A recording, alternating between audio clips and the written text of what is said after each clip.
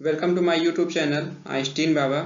तो आज के इस वीडियो में हम लोग पढ़ेंगे इंसुलेशन के बारे में। ठीक है, चूंकि हम लोग हीट ट्रांसफर ऑपरेशन पढ़ रहे हैं तो जो इंसुलेशन पढ़ेंगे वो होगा इंसुलेशन, थर्मल इंसुलेशन। ठीक है, एक इलेक्ट्रिकल इंसुलेशन भी होता है तो उसके बारे में हमको नहीं पढ़ना है क्योंकि हम लोग इलेक्ट्रिसिटी नहीं पढ़ रहे हैं, हम लोग पढ़ रहे हैं क्या, HTO, हीट ट्रांसफर ऑपरेशन। ठीक है, तो जो इंसुलेशन होगा, जिस इंसुलेशन के बारे में हम पढ़ेंगे वो होगा क्या, थर्मल इंसुलेशन, जैसा कि यहाँ पे लिखा हुआ है ये। ठीक है, थर्मल इंसुलेशन। ठीक है, और इस वीडियो में हम लोग क्या क्या चीजें कवर करेंगे वो देख लेते हैं हम लोग।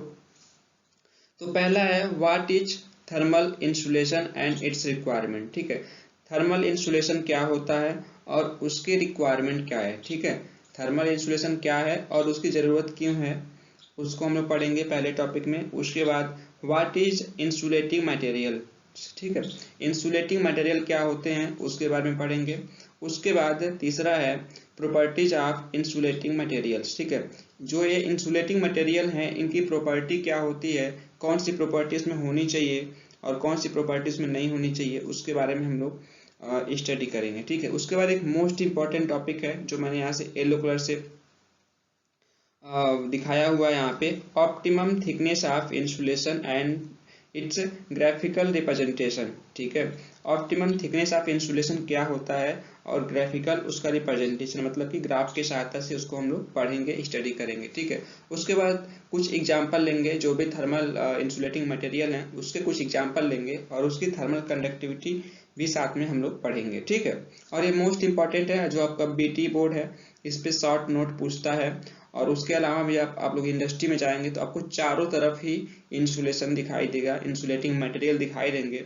पाइप के ऊपर लगे रहते हैं, कंप्रेसर के ऊपर लगे रहते हैं, टरबाइन के ऊपर लगे रहते हैं, तो आपको चारों तरफ दिखेगा। ठीक है, तो जो आप लोग पहले पढ़े रहेंगे तो प्लांट में जाएंगे तो आपको पूछना नहीं पड़ेगा, आपको पहले से ही आइडिया रहेगा कि ये चीज़ क्या है, इंसुलेशन है। ठीक है, तो चलिए हम लोग पढ़ते हैं पहला टॉपिक जो है, आगे पढ़ते हैं हम लोग। और आप लोग प्लीज़ आप लोग चैनल को सब्सक्राइब कर लीजिएगा, जो अभी तक सब्सक्राइब नहीं कर पाए हैं। अपने फ्रेंड्स में इस वीडियो को शेयर करिएगा अगर पसंद आए तो। ठीक है, और प्लीज़ आप लोग पूरा वीडियो देखिएगा। ठीक है, तो सबसे पहले हम लोग इसका थोड़ा एक फिगर देख लेते हैं। जैसा कि मैं आपको जब बताते जाऊंगा तो उसका आपका फिगर जो है दिमाग में भी बना रहे। ठीक है, जैसे यहाँ पे देख रहे हैं ये लिखा हुआ है यहाँ पे क्या, बेयर पाइप। बेयर मीन्स नंगा। ठीक है, ठीक है, जैसे नंगा तार होता है उसी से नंगा पाइप, मतलब उसके ऊपर कुछ कोई कवर नहीं है, कुछ ढका नहीं है। ठीक है, देखिए ये वाला जो पाइप है पूरा नंगा है, बेयर है। ठीक है, लेकिन इसके बगल में दिया हुआ है तो आप देख रहे होंगे कि ये जो पाइप है, इसी पाइप के ऊपर हम लोग एक मटेरियल चढ़ा दिए हैं, उसके ऊपर कवर कर दिए हैं, ढक दिए हैं, तो वो इस रूप में दिखने लग रहा है। ठीक है, तो ये जो ऊपर वाला पोर्शन दिख रहा है ये एल्यूमिनियम की सीट होती है, पतली पतली। ठीक है, और इसके भीतर क्या होता है, वो हमारा इंसुलेटिंग मटेरियल होता है, जैसे यहाँ पे येलो कलर का दिख रहा है ना। ठीक है, तो यही इसके भीतर होगा और उसके ऊपर क्या करते हैं, इसी के ऊपर हम लोग क्या करते हैं, ये एल्यूमिनियम की फॉइल चढ़ा देते हैं। ठीक है, ऐसे दिखता है प्लांट में आपको, ऐसे करके। ठीक है, ये वाल्व यहाँ पे दिखाया हुआ है, वाल्व को छोड़ के, वाल्व में हमने वाल्व को इंसुलेट नहीं किया है। वाल्व को, चूंकि वाल्व हमको बंद करना रहता है, खोलना रहता है, तो इसको हम लोग फ्री छोड़ देते हैं कि उसको बंद कर सकें आसानी से। इसी तरीके से यहाँ पे देख रहे हैं कि अभी यहाँ पे इंसुलेशन का काम चल ही रहा है, पूरा नहीं हुआ है, क्योंकि पूरा होता तो जिस तरीके से यहाँ पे एल्यूमिनियम की फॉइल लगी हुई है, जो चमक रहा है पोर्शन, ये वाला पोर्शन ये ऊपर कवर करता है, वो यहाँ पे लगी नहीं है। ठीक है, तो अभी ये इसका काम चल रहा है। ठीक है, और इंसुलेटिंग मटेरियल पे लपेटा गया पाइप। देखिए ये वाला पोर्शन पाइप का है। ठीक है, पाइप के ऊपर इतनी मोटी सी लेयर, आपको दिख रहा होगा कितना मोटा, जितना पाइप मोटा है लगभग उतना ही मोटा इस पे इंसुलेशन का भी पार्ट है ये पूरा। ठीक है, जो व्हाइट व्हाइट दिख रहा है। ठीक है, और ये जो मटेरियल इसके ऊपर लपेटा गया है वो यहाँ पे दिखा रहा है। ठीक है, जैसे कि यहाँ पे रखा गया है, पाइप के आकार का है। ठीक है, इसके अंदर होल है। ठीक है, ये बीच से कटा रहता है, हाफ हाफ।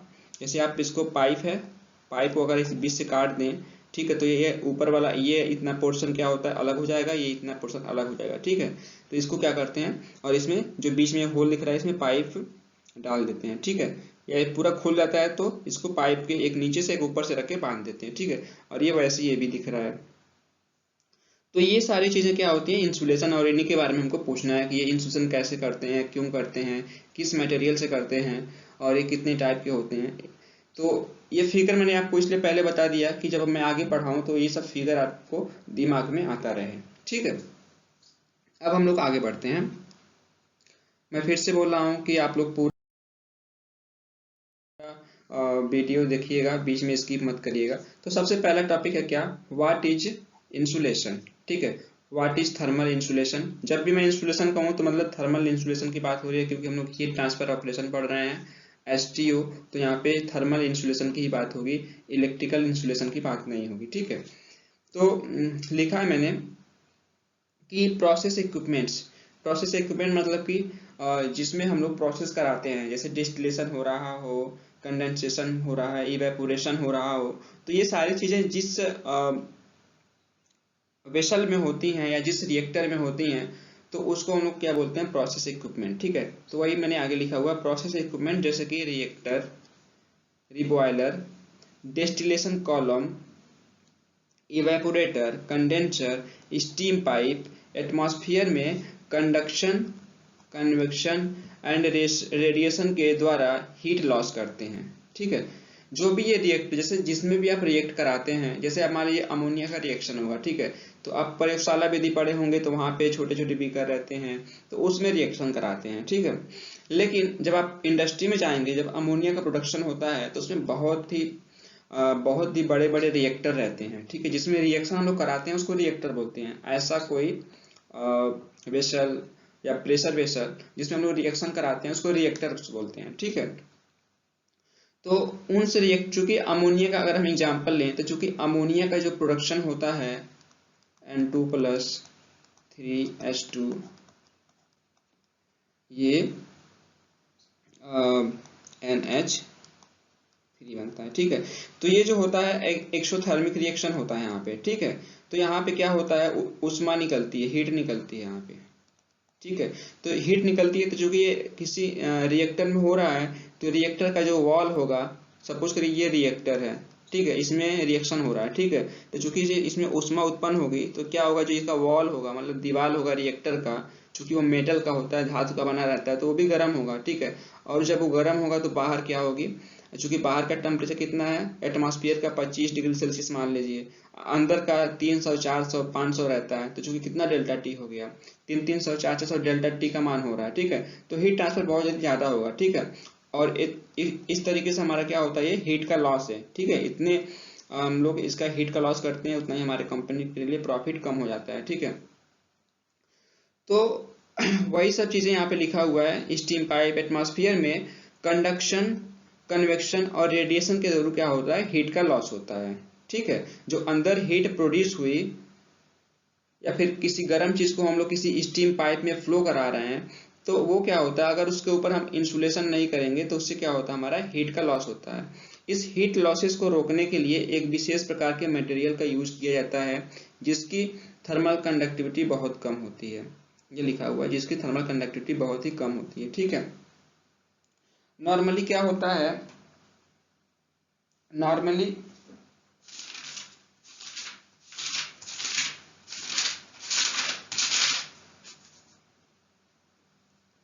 नॉर्मली आपको यहाँ पे ये लेस देन 0.2 थर्मल कंडक्टिविटी होता है, वाट पर मीटर केल्विन। लेस देन 0.2 से जिसका कम होता है थर्मल कंडक्टिविटी जिस भी मटेरियल का, वो हम लोग यूज कर सकते हैं एज ए इंसुलेटिंग मटेरियल का, ठीक है। तो वही टर्म्स लिखा हुआ है, जिसकी थर्मल कंडक्टिविटी बहुत कम होती है, जिसके कारण हीट लॉस या एटमॉस्फेयर में रिएक्टर, इवेपोरेटर, कंडेंसर से हीट ट्रांसफर बहुत ही कम हो जाता है, ठीक है। किसी भी इंडस्ट्री के लिए एनर्जी कंजर्वेशन, एनर्जी कंजर्वेशन आप लोगों का एक बुक भी आप लोग पढ़ेंगे या पढ़ रहे होंगे या पढ़ लिए होंगे, एक नया बुक आया हुआ है, मुझे अभी मालूम नहीं है कि किस सेमेस्टर में है, लेकिन ये लग रहा है एनर्जी कंजर्वेशन, क्योंकि काफ़ी बच्चे इसका नोट्स मांगते हैं। तो बहुत ही इंपॉर्टेंट है, सोचिए कितना इंपॉर्टेंट है कि आपके सिलेबस में इसको इंक्लूड कर दिया गया, शामिल कर दिया गया। तो आप लोग इससे अंदाजा लगा सकते हैं कि एनर्जी कंजर्वेशन कितना इंपॉर्टेंट है। आप लोगों को बता दें कि कोई भी देश के पास जितनी एनर्जी होती है, जितनी ज़्यादा एनर्जी सोर्स होती है, वो उतना ही ज़्यादा देश अमीर होता है, उतना ज़्यादा डेवलप होता है। जैसे आप अमेरिका को देख लीजिए, माफ कीजिएगा, या फिर चाइना ले लीजिए, या फिर इंडिया भी अब आ ही रहा है धीरे धीरे। तो जिस देश के पास, जिस कंट्री के पास जितनी ज़्यादा एनर्जी होती है, उसका एनर्जी कंजप्शन जितना ज़्यादा होता है वो देश उतना ही डेवलप होता है। ठीक है, तो किसी भी इंडस्ट्री के लिए एनर्जी कंजर्वेशन बहुत ही ज़रूरी होता है। जो इंडस्ट्री जितनी ही एनर्जी कंजर्वेशन करती है उसका प्लांट उतना ही इकोनॉमिकल होता है और उस इंडस्ट्री को गवर्नमेंट की तरफ से भी काफ़ी सपोर्ट मिलता है। ये आपके बस जानकारी के लिए है कि जिस प्लांट में जो भी इंडस्ट्री है, जैसे अमोनिया प्लांट हो गया जहाँ पे अमोनिया बनता है, यूरिया प्लांट हो गया जहाँ पे यूरिया बनता है, ठीक है, या फिर कोई भी प्लांट हो गया, कोई भी केमिकल जहाँ पे जिस इंडस्ट्री में बन रहा है, उस इंडस्ट्री में हम जितना ही ज़्यादा एनर्जी सेविंग करेंगे, कहीं भी हीट का लॉस नहीं होगा, कहीं से भी आपको एक पानी जो एक कहीं से आपका पानी का लीकेज है वो भी एक तरीके का एनर्जी लॉस ही है। उसी तरीके से कहीं स्टीम कहीं से पाइप से लीक कर रहा है, सपोज करिए कि ये कोई स्टीम का पाइपलाइन है, ठीक है, मतलब इसमें से स्टीम फ्लो हो रहा है, ठीक है, स्टीम है इसमें, ठीक है, और यहाँ से क्या कहीं स्टीम लीक कर रहा है, ठीक है, तो एक तरीके का ये भी हमारा क्या है, हीट लॉस है या एनर्जी लॉस है, ठीक है, क्योंकि स्टीम बनाने के लिए जो कि हमने कितनी एनर्जी खर्च की होगी, ठीक है, स्टीम कैसे बनाते हैं, पानी को गर्म करके, और बहुत ही ज़्यादा गर्म करते हैं, ठीक है, तो और उसको अगर हम बाहर ऐसे निकालेंगे, लीकेज होगा यहाँ से, अगर लीक कर रहा है यहाँ से पानी, स्टीम बाहर निकल रहा है या पानी ही बाहर निकल रहा है, तो एक तरीके का क्या होता है, ये वेस्टेज होता है, ठीक है। तो इन सारी चीज़ों को प्लांट में हम लोग कम से कम रखते हैं कि ऐसा न हो, कहीं भी लीकेज होता है तो उसको तुरंत हम लोग क्या करते हैं, प्लांट में सही कराते हैं। तो ये सारी चीज़ें हम जितनी कम होंगी प्लांट में, लीकेज वगैरह, पानी का लीकेज हुआ, स्टीम का लीकेज हुआ, या फिर हीट का जो लॉस होता है वो जितना कम होगा, वो इंडस्ट्री उतना ही उसकी कंपनी को प्रॉफिट होगा, और इनडायरेक्टली जो उसमें काम करने वाले हैं एम्प्लॉई हैं उनको फ़ायदा होगा। और ऐसी चीज़ों को गवर्नमेंट भी बहुत सपोर्ट करती है। उसके अवार्ड भी मिलते हैं, जिस कंपनी का एनर्जी कंजप्शन जितना कम रहता है, कम से कम एनर्जी में आप ज़्यादा से ज़्यादा प्रोडक्शन करते हैं, तो उसको गवर्नमेंट और अलग अलग जो संस्थाएँ हैं उनकी भी रैंकिंग होती है, और उनको गवर्नमेंट की तरफ से प्राइज वगैरह भी मिलते हैं, ठीक है। काफ़ी पहले जब टाटा केमिकल्स था, ये यारा केमिकल्स जो अभी है टाटा केमिकल्स था, तो टाटा केमिकल्स ने भी पूरे इंडिया में काफ़ी इफ़िशियंट प्लांट था, तो इसने भी कई सारे अवार्ड जीते हुए हैं, ठीक है। तो ये सारी चीज़ें हुई जानकारी के लिए, और ये आप लोग इसको एक बार फिर से पढ़ लीजिएगा अगर आप समझ में नहीं आया, ठीक है। सारी चीज़ें लिखी हुई हैं, फिर हम लोग आगे बढ़ते हैं, देखते हैं क्या है। तो थर्मल इंसुलेशन के बारे में लिखने के लिए आता है, तो आप ये सारे पॉइंट आप लोग एक बार पढ़ लेंगे तो आपको सारा समझ में आएगा कि इसका क्या माजरा है, ठीक है। अब देखते हैं क्या आगे, what is thermal insulating material, ठीक है। अब ऐसे मटेरियल जिनकी थर्मल कंडक्टिविटी बहुत ही कम होती है, कम कितना कम, लेस देन इतना, लेस देन 0.2, और ये इसका यूनिट जरूर आप लिखेंगे, ठीक है, वाट पर मीटर केल्विन, ठीक है। तो ऐसे मटेरियल जिनकी थर्मल कंडक्टिविटी बहुत ही कम होती है और इनका प्रयोग किसी रिएक्टर, कंडेंसर, इवेपोरेटर एटसेट्रा से हीट लॉस को रोकने के लिए किया जाता है, तो ऐसे मटेरियल को हम क्या बोलते हैं, इंसुलेटिंग मटेरियल, ठीक है। अब देखिए कुछ इसके एग्जांपल, जैसे कॉर्क होता है, अभी मैं आगे आपको फिगर में दिखाऊंगा कॉर्क क्या होता है, ठीक है। तो कॉर्क की जो थर्मल कंडक्टिविटी होती है वो 0.025 होती है, वाट, सबका यूनिट एक ही है, वाट पर मीटर केल्विन, ठीक है। कॉर्क की जो थर्मल कंडक्टिविटी है 0.025 होती है, ठीक है। और जो कॉर्क होता है मेनली रेफ्रिजरेशन में यूज होता है, जो रेफ्रिजरेशन प्लांट होते हैं, जैसे कि मतलब कि जहाँ पे बहुत ही लो टेम्परेचर पे कोई प्रोसेस हम करा रहे हैं, जैसे मान लीजिए आपको आपने पढ़ा होगा या पढ़ेंगे, एयर सेपरेशन यूनिट होता है, ठीक है, या क्रायोजेनिक सेपरेशन होता है, क्रायोजेनिक सेपरेशन, ठीक है। तो वहाँ पे क्या होता है, टेम्परेचर को आपको माइनस में, बहुत ही माइनस में ले जाते हैं, जैसे सपोज करिए -190 डिग्री सेल्सियस, -180 डिग्री सेल्सियस, इतना नीचे तक टेम्परेचर ले जाते हैं कोई कोई प्रोसेस कराने के लिए। जैसे आपका नाइट्रोजन है, नाइट्रोजन को सेपरेट करने के लिए हम लोग इतने माइनस तक का उसमें टेम्परेचर ले जाते हैं, ठीक है, तब जाके वो सेपरेट होता है ऑक्सीजन से, ठीक है। तो जो ऐसे जो सेपरेशन होते हैं जिस भी प्रोसेस में होते हैं, उनके जो जिसके थ्रू हम लोग प्रोसेस कराते हैं, कोई पाइपलाइन हुआ, कोई हीट एक्सचेंजर हुआ, तो उन सारी चीज़ों का जो इंसुलेशन होता है उसमें कॉर्क का यूज करते हैं। तो वही लिखा है रेफ्रिजरेशन, रेफ्रिजरेशन मतलब कि किसी चीज़ को बहुत ठंडा करना, जैसे हमारे घर में फ्रिज होता है, तो फ्रिज तो हम लोग शॉर्टकट में बोलते हैं, ठीक है, लेकिन उसका क्या है, पूरा नाम है रेफ्रिजरेटर, ठीक है। तो उसमें भी वो भी क्या करता है, वहाँ पे ठंडा रखता है, ठीक है। तो ज़्यादा ठंडा तो नहीं रहता है, लेकिन जब हम लोग प्लांट में यूज करते हैं, इंडस्ट्री में, तो बहुत ही ठंडा रहता है। तो जो ऐसी चीज़ों में जो इंसुलेशन यूज करते हैं, वहाँ पे मुख्यतः जो होता है कॉर्क का यूज होता है। यहाँ पे इसका जो थर्मल कंडक्टिविटी होती है क्या होती है, 0.025, ठीक है।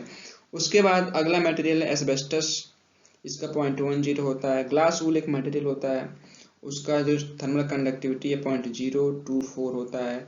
85% मैग्नीशिया होती है विथ एस्बेस्टस, इसमें जो 85% है और इसमें जो 15% होता है वो एस्बेस्टस होता है, ठीक है। ये मिक्स होता है दो का, 85% और 15%, और ये एस्बेस्टस इसमें मिक्स कर देते हैं, तो 85 + 15 100 हो गया, ठीक है। 85% जो कि इसमें अब मैग्नीशिया का मेन रोल होता है, इसलिए इसको 85% मैग्नीशिया बोलते हैं।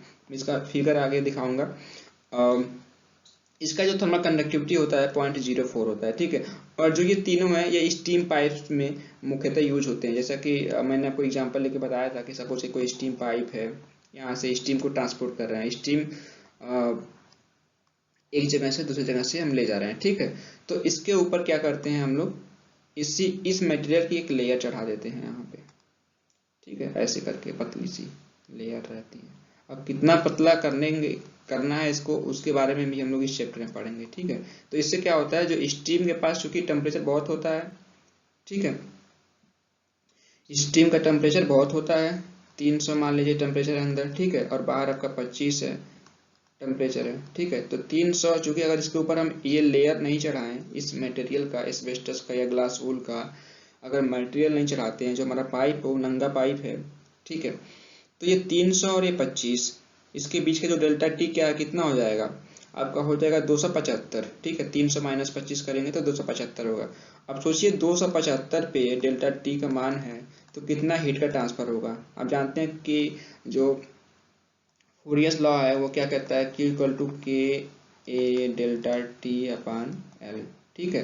तो आप जानते हैं कि जितना डेल्टा टी का मान ज़्यादा होगा उतना हीट का ट्रांसफर ज़्यादा होगा, ठीक है। तो डेल्टा टी का मान 275 है, तो बहुत ही ज़्यादा है, मतलब कि ये सारी की सारी जो इसमें एनर्जी है वो तो बाहर चली जाएगी एटमॉस्फेयर में। जिस पर्पज़ के लिए हमारी स्टीम फ्लो हो रही है वो हमारा पूरा नहीं हो पाएगा। सारी की सारी जो स्टीम में एनर्जी है वो क्या होगी, हमारा एटमॉस्फेयर में चली जाएगी, और स्टीम जो हमारा वो कंडेंस होगी, चूँकि हीट इसमें से जाएगी, स्टीम में से हीट निकलेगी, मतलब स्टीम की ऊर्जा कम होगी, तो वो क्या होगा, जो स्टीम गैसियस फॉर्म में है वो क्या होगी, लिक्विड फॉर्म में हो जाएगी, क्योंकि एनर्जी कम होगी, तो ठीक है।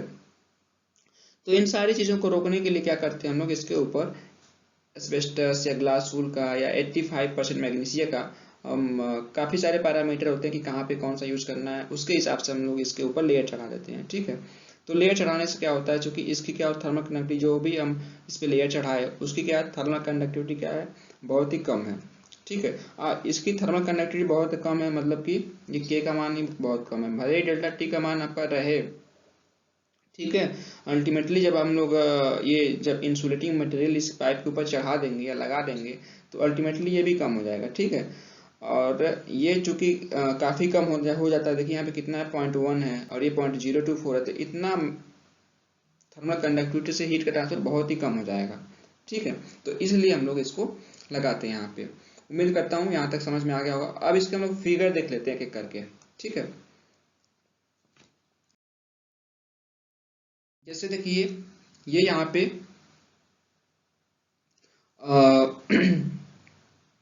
ये दोनों ग्लास ऊल हैं, इसको क्या बोलेंगे हम लोग, ग्लास ऊल। ऊल मतलब ऊन, ऊन जैसे ही होता है ग्लास ऊल। देखिए यहाँ पे थोड़ा सा ऊन जैसे ही, जैसे रुई होता है ऊन, उस टाइप से होता है। इसको आप लोग जब प्लांट में जाइएगा वीटी वगैरह करने, तो प्लांट में देखिएगा इसको छूने से बहुत खुजली होती है, ठीक है। अगर कहीं गर्दन वगैरह पे पड़ जाए ऐसे सॉफ्ट जगह पे तो बहुत ही खुजली होती है, ठीक है। तो इससे बच के भी रहना है, और आँख वगैरह में बहुत पड़ता उड़ता है ये, ठीक है। तो एक ग्लास ऊल हो गया, मैं फिगर बना दे रहा हूँ आपको, बता दिया इसलिए कि आपको थोड़ा इमेजिन कर पाए कि आप लोग कैसा होता है, ठीक है। ये यहाँ पे लिखा हुआ है 85% मैग्नीशिया ब्लॉक बॉयलर कवरिंग, ठीक है। ये बॉयलर वगैरह में यहाँ पे दिया है, बॉयलर तो मतलब कि जहाँ पे स्टीम का जनरेशन होता है, स्टीम बनती है, वहाँ पे इस टाइप के 85% मैग्नीशिया ब्लॉक का यूज करते हैं। अब देखिए एस्बेस्टस, जो आप लोग के सब ये चीज़ तो सब लोग देखे होंगे, चाहे लोग शहर से हों चाहे गाँव या से कहीं से भी हो, ये चीज़ तो देखें। तो जिस मटेरियल का ये बना होता है ये भी इसको क्या बोलते हैं, एस्बेस्टस, ठीक है। तो आपके गांव में ये तो ये इसको सीमेंटेड वाला बोलते हैं, क्योंकि सीमेंटेड होता नहीं है लेकिन गांव के लोग इसको सीमेंटेड बोलते हैं, ठीक है। एक तो ये होता है, एक टीन का होता है, ठीक है। तो टीन वाला देखे होंगे कि एक तो बहुत ही आवाज करता है, ठीक है, ठीक है। उस पे कोई बंदर कूद रहा है तो बहुत ही आवाज करेगा, ठीक है। एक तो ये, और दूसरा वो जो टीन वाला होता है वो बहुत ही गर्मी देता है, ठीक है। अगर धूप है, अगर उसके नीचे आप टीन वाले के नीचे बैठे हैं तो बहुत ही ज्यादा गर्मी देता है, ठीक है। लेकिन अगर यही इसका आप छत बनाए हुए हैं तो ये बहुत ही आरामदायक होता है, मतलब कि इससे जो हीट का ट्रांसफर हो रहा है, मतलब सूर्य की जो रोशनी है इसको पार करके नहीं जा पा रही है, ठीक है। लेकिन टीन वाले को क्या, उसका मेटल का होता है, तो उससे हीट का ट्रांसफर होकर नीचे चला आता है, जो हम नीचे बैठे होते हैं तो उसमें बहुत ही गर्मी होती है, ठीक है। तो इसी मटेरियल का यूज हम लोग क्या कर लेते हैं, इंसुलेटिंग मटेरियल में भी, इंसुलेशन करने में भी कर लेते हैं, ठीक है। जैसे यहाँ पे दिखा, जैसे पाइप है, क्या किया गया है, यहाँ से इंसुलेशन को यहाँ से काट दिया गया है, ठीक है। कोई पर्पज रहा होगा, फिगर तो यही बता रहा है कि काट दिया गया है, फिर किसी रिपेयर करने के लिए काट दिया हो, ठीक है, या फिर किसी रीजन से कट गया हो। तो इस पाइप, ये पाइप है, देखिए पाइप के ऊपर इतनी मोटी सी लेयर आपको यहाँ पे दिख रहे हैं, इतनी मोटी सी लेयर इसकी चढ़ाई गई है, तो ये एस्बेस्टस सी है, तो ये भी यूज में ऐसे आता है, ठीक है। और ये कॉर्क, कॉर्क आपको बताया होगा मैंने, जो सबसे पहला वाला था, कॉर्क है ये, ठीक है। तो कॉर्क वगैरह हम मेनली घर वगैरह में यूज करते हैं, घर में अगर इंस्टॉलेशन करना हो तो वहां पे यूज करते हैं कॉर्क का यूज। तो ये इस टाइप से मिलता है। ये सारे फिगर हो गए, यहाँ तक तो आपको क्लियर हो गया होगा, फिगर से भी और कॉन्सेप्ट से भी। अब अगला देखते हैं टॉपिक क्या है इसका।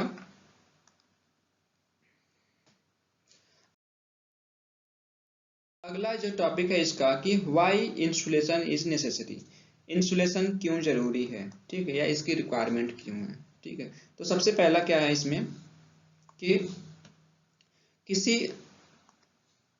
किसी प्रोसेस इक्विपमेंट जैसे रिएक्टर्स, कंडेंसर्स, रिएक्टर्स मतलब जहाँ रिएक्शन होते हैं, कंडेंसर मतलब जहाँ किसी चीज को कंडेंस कराते हैं, कंडेंस मतलब कि गैस फॉर्म से उसको लिक्विड फॉर्म में चेंज करते हैं, गैस स्टेट से लिक्विड स्टेट में चेंज करते हैं, ठीक है। कोई चीज गैस है उसको हमको लिक्विड में चेंज करना है तो वो कंडेंसर का यूज करते हैं, ठीक है। इवेपोरेटर है तो किसी लिक्विड को वेपर में चेंज करना हो, ठीक है, एटसेट्रा, से एटमॉस्फेयर में हीट ट्रांसफर को रोकने के लिए। यहाँ पे लिखा क्या है, रिएक्टर का जो टेम्परेचर है वो एटमॉस्फेयर के टेम्परेचर से बहुत ही ज्यादा है, greater greater greater than atmosphere temperature, ठीक है।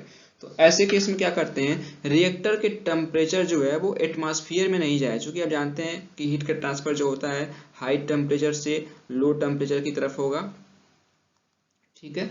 तो ये हीट का ट्रांसफर ये रिएक्टर से एटमॉस्फेयर की तरफ ना हो, इसलिए हम लोग क्या करते हैं, इंसुलेशन का यूज करते हैं, ठीक है। एक तो ये हो गया कि हाई टेम्परेचर से हमेशा ऐसे ही होगा, जैसे यहाँ पे किसी प्रोसेस इक्विपमेंट में जैसे रिएक्टर, कंडेंसर, इवेपोरेटर एटसेट्रा से एटमॉस्फेयर में हीट ट्रांसफर को रोकने के लिए, ठीक है। एटमॉस्फेयर में, क्योंकि यहाँ पे एटमॉस्फेयर का टेम्परेचर क्या है, कम है, और जो हमारे रिएक्टर है उनके टेम्परेचर बहुत ही ज्यादा है, ठीक है।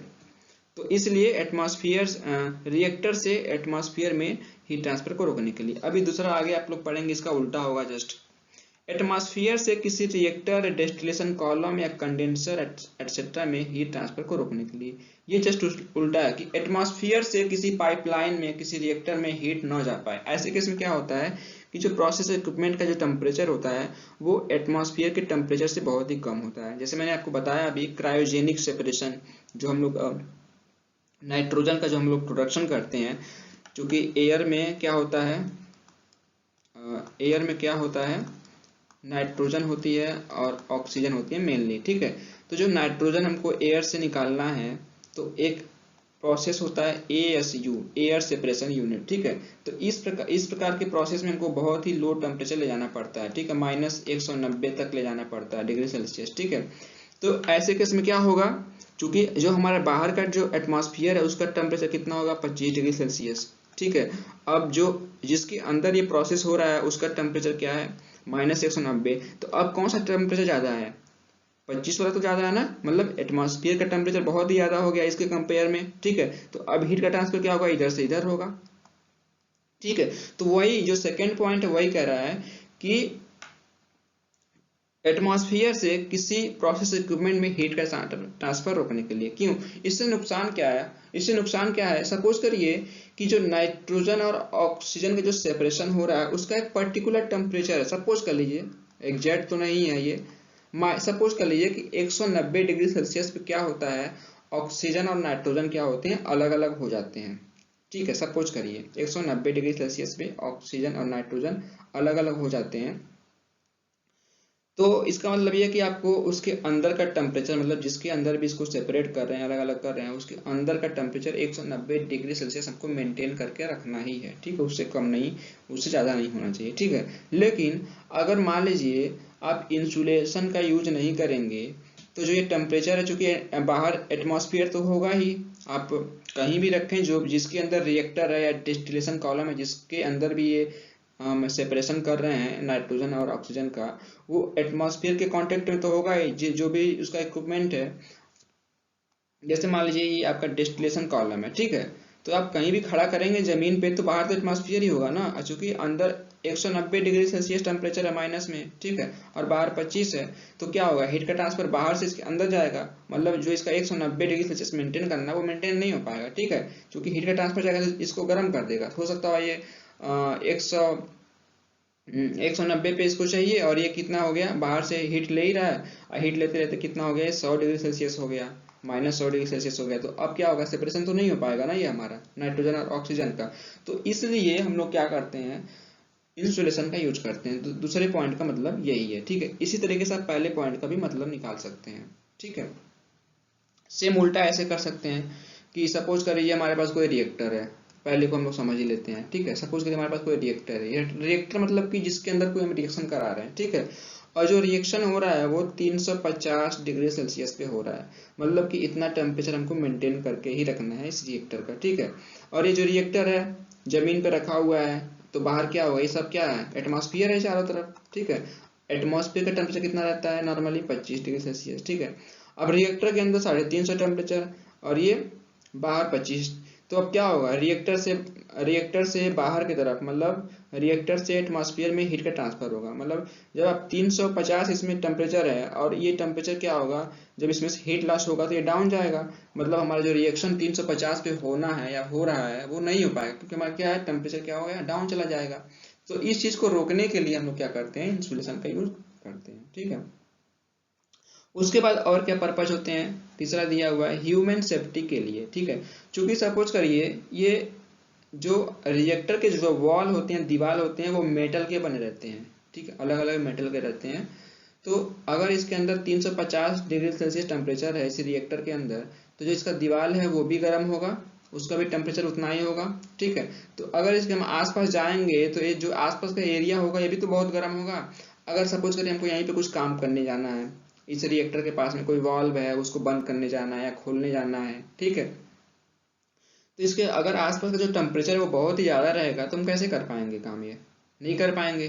ठीक है, तो नहीं कर पाएंगे तो इस चीज के लिए भी हम लोग क्या करते हैं, पूरे सरफेस के अंदर, इसके पूरे ऊपर ऐसे बगल में क्या करते हैं हम लोग, इंसुलेटिंग मटेरियल लगा देते हैं। ठीक है, जिससे कि जो आसपास का एरिया रहे वो उसका टेम्परेचर न बढ़ने पाए। ठीक है, तो वही लिखा है क्या, ह्यूमन सेफ्टी के लिए, heat burn and cold burn. ठीक है, तो ह्यूमन सेफ्टी दोनों केस में हो सकता है। ठीक है, एक तो यहाँ पे टेम्परेचर एटमॉस्फेयर का बहुत ही ज़्यादा बढ़ जाएगा, हीट का ट्रांसफर बाहर होगा तो एटमॉस्फेयर में होगा तो। ठीक है, उसी तरीके से क्या होगा, ये जो आसपास का जो टेम्परेचर है, चूंकि यहाँ पे क्या था, माइनस में था, -190 था, तो इसी तरीके से यहाँ पे जो एज का जो बाहर का जो टेम्परेचर है एम्बियंट, उसका टेम्परेचर बहुत डाउन हो जाएगा। इसको हम टच करने जाएंगे, छुएंगे तो हम जो जितना हीट बर्निंग जो होती है, मतलब किसी गर्म चीज से जो हम जलते हैं तो उतना नुकसान वो नहीं करता जितना आप कोल्ड बर्न से होता है। कोल्ड बर्न मतलब कि किसी ठंडी चीज से आपको जलना, जलते आप केवल हॉट चीज से नहीं जलते हैं, किसी गर्म चीज से ही नहीं जलते हैं, आप किसी ठंडे चीज से भी जलते हैं। आपको जब इसको आप सर्च करेंगे गूगल पे तो कोल्ड बर्न आएगा एक टॉपिक, एक हीट बर्न आता है। ठीक है, तो ये कोल्ड बर्न बहुत ही खतरनाक होता है।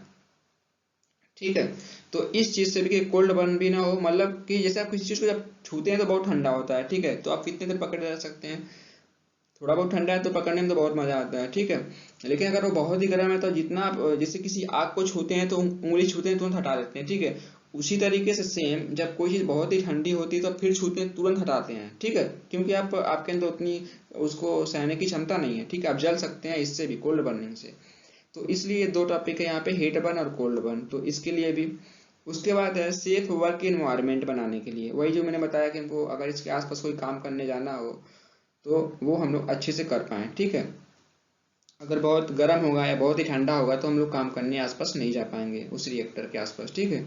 उसके पास पांचवा है इसमें, किसी प्रोसेस को डिस्टिलेशन, क्रायोजेनिक सेपरेशन, इकोनॉमिकल और डिजाइन तरीके से करने के लिए। इसके कहने का मतलब ये है इस लाइन का कि कोई भी चीज़ किसी एक पर्टिकुलर टेम्परेचर पे होती है तो अगर हीट लॉस होगा तो वो टेम्परेचर मेंटेन नहीं हो पाएगा, ठीक है। और वो अगर टेम्परेचर मेंटेन नहीं हो पाएगा तो जो भी हमारा प्रोसेस है, चाहे वो डिस्टिलेशन का हो, चाहे कंडेंसेशन का हो, चाहे इवेपोरेशन का हो वो नहीं पाएगा, ठीक है, क्योंकि उतना टेम्परेचर मेंटेन नहीं रख पाएंगे। तो इंसुलेशन एक तरीके से हमारा उतना टेम्परेचर मेंटेन करके भी रखता है, ठीक है। तो ये इसके कुछ क्यों हम इंसुलेशन का यूज करते हैं, ये सारी चीजें इसमें डिस्कस कर ली हैं, ठीक है। अब आगे देखते हैं इसमें क्या है। आगे है प्रॉपर्टीज ऑफ इंसुलेटिंग मटेरियल। जो इंसुलेटिंग मटेरियल है उसकी क्या क्या प्रॉपर्टी होनी चाहिए, वो है यहाँ पे। पहला ये है कि उसकी थर्मल कंडक्टिविटी लो होनी चाहिए, कितनी लो, 0.2, लेस देन 0.2, ठीक है, वाट पर मीटर केल्विन, ठीक है। उसके बाद टेम्परेचर रेंज को बियर कर सके, क्योंकि आप हजारों हजारों डिग्री सेल्सियस टेम्परेचर है किसी रिएक्टर का, ठीक है, तो उस टेम्परेचर को तो वो सहन कर पाए ना, ऐसा हो कि उस टेम्परेचर को सहन, क्योंकि उसके डायरेक्ट जो भी इंसुलेशन, सपोज करिए पाइप है और इसके अंदर का जो टेम्परेचर है वो 1000 डिग्री सेल्सियस है और इसके ऊपर आप इंसुलेटिंग मटेरियल यहाँ पे लगा रहे हैं ऐसे करके, तो अगर ये 1000 डिग्री सेल्सियस टेम्परेचर सहन नहीं कर पाएगा तो क्या फायदा होगा, गल जाएगा या फिर खराब हो जाएगा, ठीक है। तो इसके कहने का मतलब वही है कि टेम्परेचर रेंज को बियर कर सके। गुड मटेरियल स्ट्रेंथ होना चाहिए, जो भी जिस मटेरियल का ये बना होगा उसकी स्ट्रेंथ, मटेरियल स्ट्रेंथ क्या होगी, अच्छी होनी चाहिए। गुड ड्यूरेबिलिटी होनी चाहिए, मतलब टिकाऊ होना चाहिए, ज़्यादा चलने वाला चाहिए, ठीक है, नहीं तो जल्दी जल्दी खराब होगा तो हमारा पैसा बर्बाद होगा, बार बार उसको रिपेयर करना पड़ेगा, बदलना पड़ेगा, चेंज करना पड़ेगा। उसके बाद है मॉइस्चर रेजिस्टेंस होना चाहिए, मतलब कि मॉइस्चर से खराब नहीं हो, ऐसा हो, ठीक है। केमिकल रेजिस्टेंस होना चाहिए कि जैसे मान लीजिए कि आप केमिकल इंडस्ट्री में यूज हो रहा है तो तरह तरह के केमिकल यूज होते हैं, कहीं अमोनिया यूज हो रहा है, कहीं H2SO4 यूज हो रहा है। अगर उनका लीकेज हो गया तो लीकेज के केस में क्या होगा, अगर सपोज करिए यहाँ पे इंसुलेशन लगा हुआ है, यहाँ पे ये जो लगा हुआ है पोर्शन, तो यहाँ पे अगर इंसुलेशन लगा हुआ है ये पाइप के ऊपर, ठीक है, और ये सपोज कि पाइप यहीं से क्या हुआ, लीक कर गया, लीक करके मतलब इसी पाइप में कहीं होल हो गया, तो अब जो केमिकल गिरेगा क्या इसके ऊपर ही तो गिरेगा, ठीक है। तो वही कह रहा है कि केमिकल रेजिस्टेंस भी होना चाहिए कि अगर इसके ऊपर केमिकल गिरे तो वो खराब नहीं होना चाहिए, ठीक है।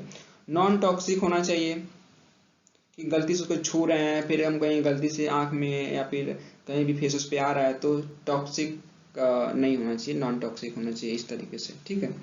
उसके बाद है रेडली अवेलेबल होना चाहिए, मतलब कि आसानी से उपलब्ध हो जाए, ऐसा ना कि हमको इसको पाने के लिए बहुत ही मशक्कत करना पड़ रहा है, कहीं विदेश से ही पता नहीं कहाँ कहाँ से मंगाना पड़ रहा है, आसानी से मिल जाए, कहने का मतलब ये है, ठीक है। लो कॉस्ट होना चाहिए, मतलब जो उसका इंस्टॉलेशन कॉस्ट है, मेंटेनेंस कॉस्ट है, उसका लो होना चाहिए। ये ऐसा नहीं है कि जितना हमारा हीट लॉस नहीं हो रहा है, जो हमारा हीट लॉस होगा उसका कुछ ना कुछ अगर उसको हम पैसे के टर्म में कन्वर्ट करें, सपोज करिए जो हमारा हीट लॉस हुआ 100 रुपये का हीट लॉस हुआ, ठीक है, मतलब जो भी हीट लॉस हो रहा है वो 100 रुपये का हो रहा है, ठीक है, पर घंटे, ठीक है, या साल का ऐसे रुपए, साल के 100 रुपए का हीट लॉस हो रहा है, ठीक है। लेकिन जो आप इंसुलेशन लगा रहे हैं वो 1000 लग जा रहा है, 1000 रुपये लग जा रहे हैं पूरे साल का उसका खर्चा, तो इसमें फायदा क्या है, तब तो हम ऐसे ही छोड़ दें उसको। तो वही कह रहे हैं यहाँ पे कि लो कॉस्ट मतलब इंस्टॉलेशन और उसका मेंटेनेंस कॉस्ट क्या है, कम होना चाहिए। उसके बाद क्या है, it should not create fire hazard, ठीक है, ऐसे मटेरियल का वो बना होना चाहिए कि वो कोई फायर हैजार्ड ना क्रिएट करे, ऐसा ना हो कि पता चला कि 500 डिग्री सेल्सियस टेम्परेचर पे इसको हम रखे और उसी में आग लग गया। जो इंसुलेटर मटेरियल है जो हम लोग पीछे आपको दिखाया, ग्लास वूल वगैरह जो ऊन जैसे था, रुई जैसे था, उसी में आग लग गया तो फिर ये एक नया हैजार्ड क्रिएट कर देगा, ठीक है, प्लांट में बहुत ही प्रॉब्लम होगी इससे। तो इसलिए ऐसा भी मटेरियल नहीं होना चाहिए कि उसमें आग लगे, ठीक है। तो ये हो गया इसकी प्रॉपर्टी। अब देखते हैं आगे क्या है इसमें।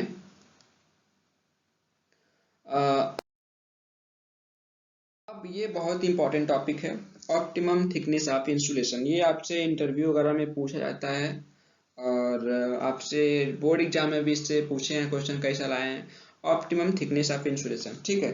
तो सबसे पहले हम लोग समझ लेते हैं कि जैसे सपोज करिए कोई भी पाइपलाइन है, मैं यहाँ पे फिगर बना रहा हूँ। सपोज करिए कोई पाइपलाइन है, इसके अंदर 1000 डिग्री सेल्सियस टेम्परेचर है, ठीक है।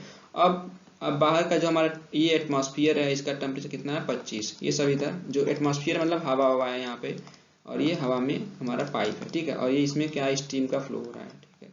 तो चूंकि ये 1000 है, ये 25 है, तो जाहिर सी बात है आपका इस डायरेक्शन में हीट का फ्लो होगा, एटमॉस्फेयर में हीट जाएगी, जो आसपास का एटमॉस्फेयर है वो भी गर्म होगा, ठीक है। तो इसको हमको चूंकि इसके अंदर का जो टेम्परेचर है उसको 1000 डिग्री सेल्सियस ही मेंटेन रखना है, ठीक है। तो ये कब होगा, जबकि इसमें से कोई भी हीट लॉस ना हो, मतलब कोई भी जो बाहर पाइप के अंदर जो हीट है या स्टीम में जो हीट है या स्टीम में जो एनर्जी है वो कहीं भी लॉस नहीं होगा, तभी तो इसमें इतना टेम्परेचर मेंटेन रहेगा, ठीक है। तो क्या करते हैं हम लोग, इसके अंदर इंसुलेशन मटेरियल लगाना चालू करते हैं, ठीक है, इसके ऊपर। अब सवाल ये आता है कि हम कितना मोटा इंसुलेशन लगाएं, ठीक है। ये पाइप के ऊपर हम कितना मोटा इंसुलेशन मटेरियल लगाएं, ठीक है। इतना मोटा लगाएं कि और मोटा लगाएं कि और मोटा लगाएं, कितना मोटा हम लोग इस ऊपर इंसुलेशन लगाएं। तो इस चीज को हम लोग डिसाइड करने के लिए कि कितना मोटा इंसुलेशन लगाना है, तो उस चीज के लिए हम लोग स्टडी करते हैं क्या, optimum thickness, optimum thickness of insulation, ठीक है। चूंकि आप एक चीज यहाँ पे क्या है कि जितना मोटा इंसुलेशन होगा हीट का ट्रांसफर उतना ही कम होगा, ठीक है। जैसे मान लीजिए बहुत ही पतला है तो भी हीट का ट्रांसफर होगा, थोड़ा और मोटा किए तो हीट ट्रांसफर क्या हुआ, जो हीट का लॉस है कम होगा, थोड़ा और मोटा किए तो हीट का ट्रांसफर क्या हुआ, हीट लॉस क्या हो गया, और कम हो गया, ठीक है। तो इसका मतलब ये थोड़े कि हम मोटाई बढ़ाते ही जाएंगे, एक लिमिट होगी कि वहां तक, और जैसे जैसे इसकी मोटाई बढ़ाएंगे इसका मटेरियल भी बढ़ता जाएगा, जो इंसुलेशन का मटेरियल है उसकी मोटाई बढ़ाते जाएंगे तो खर्चा भी तो उसको लगाने में उतना ही आएगा। तो क्या है, अब एक तरफ से क्या हो रहा है कि जो हमारा हीट लॉस है वो कम हो रहा है, लेकिन इंसुलेशन का जो मटेरियल है उसका खर्चा बढ़ता जा रहा है, ठीक है। और चूंकि एक बार तो खर्चा बढ़ ही गया, अब बाद बाद में इसको रिपेयर भी करना पड़ता है तो वो कॉस्ट भी होगा, ठीक है। तो उन सारे कॉस्ट को इंक्लूड करके और कितना हीट लॉस के थ्रू जो हमारा पैसा खर्च होगा, इन सारे चीजों को लेके एक हम ऑप्टिमम थिकनेस डिसाइड करते हैं कि इस थिकनेस का हमको इंसुलेशन लगाना है। तो उसमें क्या है, मैं इसको पढ़ देता हूं। ऑप्टिमम थिकनेस ऑफ इंसुलेशन किसी इंसुलेटिंग मटेरियल की वह मोटाई है जिस पर कॉस्ट ऑफ हीट लॉस, मतलब कि जो भी हीट लॉस होगा उसका cost plus annual fixed charge of insulating material, ठीक है। जो भी इंसुलेटिंग मटेरियल लगा रहे हैं इसका एनुअल चार्ज, एनुअल चार्ज करने का मतलब कि इसके लगाने का खर्च, फिर ये बाद में कभी खराब होता है तो उसके मेंटेनेंस का खर्च, ये सब इंक्लूड करके डिप्रेसिएशन कॉस्ट एक होता है, मतलब कि कोई चीज़ जब पुरानी होती है तो उसकी रेट कम होती जाती है, ठीक है। तो उसका खर्च उसको भी ऐड करेंगे। तो वही लिखा है कि ऑप्टिमम थिकनेस ऑफ इंसुलेशन किसी इंसुलेटिंग मटेरियल की वह मोटाई है जिस पर cost of heat loss plus insulation annual fixed charges of insulating material minimum हो, ठीक है।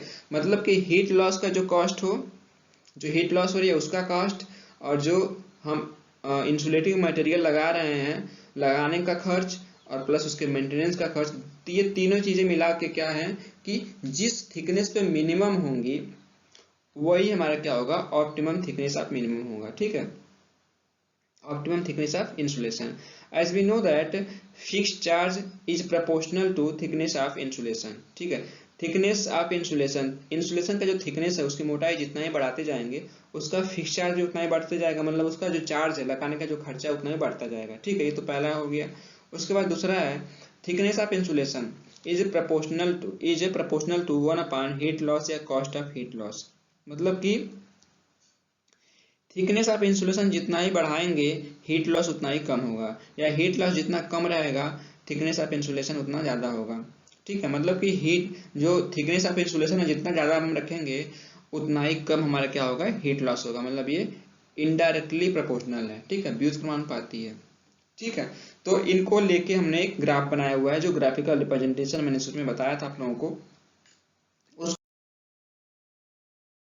पे हम लोग स्टडी करेंगे। सपोज करिए ये एक्स एक्सिस है और ये वाई एक्सिस है, ठीक है। तो वाई एक्सिस पे हमने क्या किया, टोटल एनुअल कॉस्ट लिया। टोटल एनुअल कॉस्ट मतलब कि उसके लगाने का खर्चा, जो इंसुलेशन है उसके लगाने का खर्चा, प्लस उसका मेंटेनेंस कॉस्ट और उसका डिप्रेसिएशन कॉस्ट। डिप्रेसिएशन कॉस्ट मतलब कि कोई भी मशीन है जब वो पुरानी होती जाती है तो उसका रेट कम होते जाता है, ठीक है। तो वो जो रेट होता है पुराने होने पे उसको डिप्रेसिएशन कॉस्ट बोलते हैं, जितना कम होता है, ठीक है। जैसे आपकी नॉर्मल सी गाड़ी आज खरीदते हैं, अगर 2 महीने बाद बेचेंगे तो जितने पे खरीदे थे उतना रेट नहीं मिलता है, तो उसको डिप्रेसिएशन कॉस्ट बोलते हैं, ठीक है। भले ही वो उसमें कुछ खराबी ना हो। और हमने एक्स एक्सिस पे लिया क्या, थिकनेस ऑफ इंसुलेशन, ठीक है। तो ये जो ग्राफ है, ये वाला पहला वाला, ये जो है यहां से ये दिख रहा है, ये क्या है, थिकनेस और टोटल एनुअल कॉस्ट के बीच ग्राफ है, जो ये ग्रीन वाला है यहाँ पे, ठीक है। तो देखिए जैसे जैसे हम यहाँ थिकनेस की तरफ बढ़ रहे हैं, ऐसे ऐसे आगे बढ़ रहे हैं, वैसे वैसे क्या होता है, ये ग्राफ भी ऊपर की तरफ ये बढ़ रहा है। इसका मतलब ये है कि ये प्रोपोर्शनल है। तो ये फिक्स्ड कॉस्ट है, मतलब कि जितना ही थिकनेस हम बढ़ाएंगे फिक्स्ड कॉस्ट क्या होगा, बढ़ते जाएगा। फिक्स्ड कॉस्ट, मेंटेनेंस कॉस्ट और डिप्रेसिएशन कॉस्ट क्या होगा, बढ़ते जाएगा जितना ही हम थिकनेस बढ़ाएंगे, ठीक है। तो ये तो हो गया ये पहला ग्राफ, ठीक है। उसके बाद क्या होगा, अब जितना ही हम थिकनेस बढ़ाएंगे उतना ही क्या होगा, यहाँ पे कॉस्ट ऑफ हीट लॉस लिखा है, जो हमारा हीट लॉस होगा उसका जो कॉस्ट है वो कम होते जाएगा, ठीक है। देखिए यहाँ पे पहले यहाँ पे था, चूंकि यहाँ पे इसको अगर यहाँ पे ऐसे मिलाएंगे, जब थिकनेस यहाँ से इतना थिकनेस था, यहाँ से यहाँ तक था ये, ठीक है। तो हमारा हीट लॉस बहुत ही ज्यादा हो रहा था, यहाँ से यहाँ तक, देख रहे हैं यहाँ तक पूरा, ये यहाँ से और यहाँ तक हीट लॉस हो रहा है, ठीक है, इस पॉइंट तक। लेकिन जैसे जैसे आप इसका थिकनेस बढ़ाते जा रहे हैं, यहाँ आए, यहाँ आए, यहाँ आए, यहाँ आए, तो यहाँ पे अगर देख रहे हैं इस पॉइंट पे, तो इस पॉइंट पे आप क्या देख रहे हैं, यहाँ पे इस पॉइंट पे थिकनेस क्या होगा उसका, बहुत ही यहाँ से यहाँ तक थिकनेस हो गया इसका, ठीक है। और इस पॉइंट पे उसका जो हीट लॉस होगा वो यहाँ से बस इतना ही होगा, ये वाला पोर्शन यहाँ से यहाँ तक, ठीक है। लेकिन उसका थिकनेस बहुत ही ज्यादा हो गया, ठीक है। तो इसमें क्या करते हैं, दोनों के बीच एक ऑप्टिमम हम निकालते हैं कि हमारा हीट लॉस भी कम हो और हमारा जो थिकनेस है इंसुलेशन का वो भी कम हो और उसके लगाने का खर्चा भी कम हो, ठीक है। तो इन दोनों को मिला के हम एक ग्राफ बनाते हैं, वो कुछ इस तरीके से आता है। ये जो यहाँ पे बना हुआ ये वाला ग्राफ जो बना हुआ ये आता है, ठीक है। और जो यहाँ पे ये वाले ग्राफ जो है, ये वाला ग्राफ और ये वाला ग्राफ जहाँ एक दूसरे को क्रॉस करते हैं, उसी क्रॉस के जगह पे जो हमारा थिकनेस आता है वही हमारा हो जाता है क्या, ऑप्टिमम थिकनेस ऑफ क्रॉस। क्योंकि अगर सपोज करिए ये जो पॉइंट है, इसी पॉइंट पे हमारा क्या है, थिकनेस सबसे कम है, जहां पे हमारा हीट लॉस भी सबसे कम है, ठीक है। तो ये चीज है